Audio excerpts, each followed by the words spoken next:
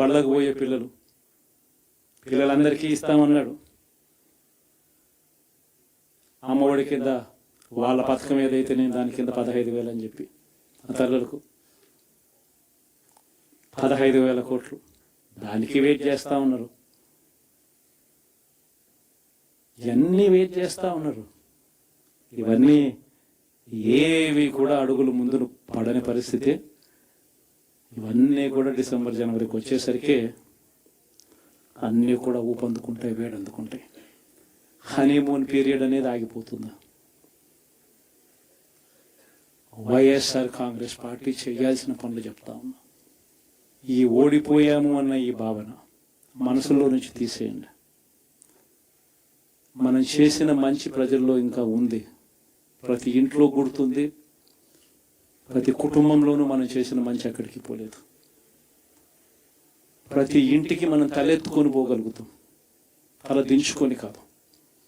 చెప్పిన పని చేయక కాదు, చెప్పిన పని చేసి తలెత్తుకొని పోగలుగుతాం ప్రతి ఇంటికి కూడా మనం.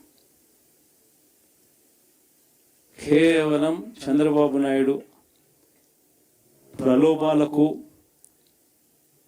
మోసపోయిన పరిస్థితుల మధ్య మనకు అంతో ఇంతో అపజయం ఏదన్నా జరిగిందేమో. ఆ మోసాలు ఎప్పుడైతే మోసాల కింద తేటతెల్లం అవుతాయో ప్రజల్లో ఆ సింపతి, మన పట్ల ప్రేమ, ఆయన పట్ల కోపం రెండూ కూడా ఏకమవుతాయి. మనల్ని గొప్ప మెజారిటీలతో మళ్ళీ మనల్ని తీసుకొస్తారు. సో మనం చేయాల్సింది ఏమిటి అని అంటే, ప్రజల మీద మనం కోపడాల్సిన అవసరం లేదు, పని లేదు.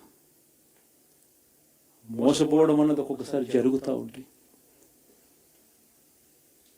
మోసపోయిన వాళ్ళకందరికీ కూడా మనం అండగా ఉన్నాము అన్న భరోసా ఇవ్వడం మనం చేయాల్సిన పని. మరీ ముఖ్యంగా మన కార్యకర్తలను మనకు తోడుగా ఉండడం, ఇది మాత్రం ఖచ్చితంగా చెప్తా ఉన్నాం. ఇష్టం వచ్చినట్టుగా ఎప్పుడు చూడని విధంగా ఈరోజు కార్యకర్తల మీద దాడులు జరుగుతూ ఉన్నాయి. పార్టీ సానుభూతి పరుల మీద దాడులు జరుగుతూ ఉన్నాయి. పార్టీకి ఓటు వేయలేదు అని ఓటు వేసిన వారి మీద దాడులు జరుగుతూ ఉన్నాయి. కొన్ని చోట్ల అవమానాలు, ఆస్తుల నష్టాలు, దాడులు, దెబ్బలు తగలడము, ప్రాణాలు కోల్పోవడం కూడా కొన్ని చోట్ల చేశాం.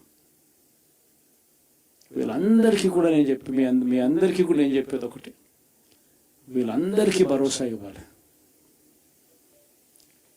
ఎక్కడ మీ నియోజకవర్గంలో ఎక్కడ ఏమి జరిగినా కూడా పోండి, మీ తరపు నుంచి సహాయం చేసే కార్యక్రమం చేయండి. పార్టీ తరపు నుంచి కూడా సహాయం అందిస్తుంది, అది కూడా తీసుకొని పోయి కూడా ఇవ్వండి. ప్రతి కార్యకర్తకు తోడుగా ఉందాం, ప్రతి కార్యకర్తకు భరోసా ఇద్దాం. చాలా అవసరం కూడా.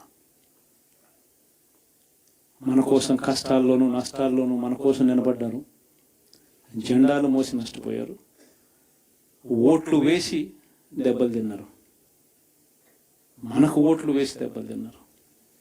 వాళ్ళందరికీ కూడా తోడుగా ఉండాల్సిన అవసరం ఉంది. ఇదొక్కటే కాకుండా మన ఎంపీటీసీలు, మన జెడ్పీటీసీలు, మన కౌన్సిలర్లు, కార్పొరేటర్లు, వీళ్ళందరికీ కూడా భరోసానివ్వాలి. మాట్లాడండి. మన పార్టీ మీద అభిమానం చూపించే ఏ వ్యక్తి అయినా మన కార్యకర్త. ఇలాంటి వాళ్ళందరికీ కూడా తోడుగా ఉండే కార్యక్రమాలు ఖచ్చితంగా జరగాలి. ఇవన్నీ కూడా ఖచ్చితంగా చేయమని మిమ్మల్ని అందరినీ కూడా కోరుతా ఉన్నా. సీరియస్గా నేను చెప్పిన ఈ విషయాలన్నీ కూడా పరిగణలోకి తీసుకోమని కోరుతా ఉన్నా. అండ్ ఇంతవరకు సినిమా జరిగింది ఓన్లీ ఇంటర్వెల్లే. శకుని పాచికల్లో కౌరవులు పాండవుల మధ్య యుద్ధం కూడా గమనిస్తే శకుని పాచికలు అనే సబ్జెక్టు ఓన్లీ ఇంటర్వెల్లే.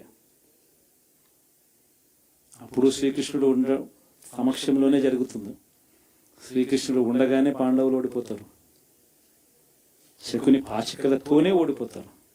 ఎప్పుడైనా కూడా మంచి గెలుస్తుంది, ధర్మమే గెలుస్తుంది, విశ్వసనీయతే గెలుస్తుంది, న్యాయం నిజం గెలుస్తుంది, ధర్మమే గెలుస్తుంది. మనం ధర్మం వైపునే ఉన్నాం, ధర్మంగానే రాజకీయాలు చేశాం, విశ్వసనీయతతోనే రాజకీయాలు చేశాం. తలెత్తుకొని ఉండే మాదిరిగానే రాజకీయాలు చేశాం. తల దించుకొని పోయే రాజకీయాలు ఎప్పుడూ చేయలేదు. ఒక అర్జునుడు మాదిరి గెలిచి వస్తాడు, ప్రజలు ఆశీర్వదిస్తాడు. కాబట్టి ప్రతి ఒక్కరు ఇది గుర్తుపెట్టుకోండి.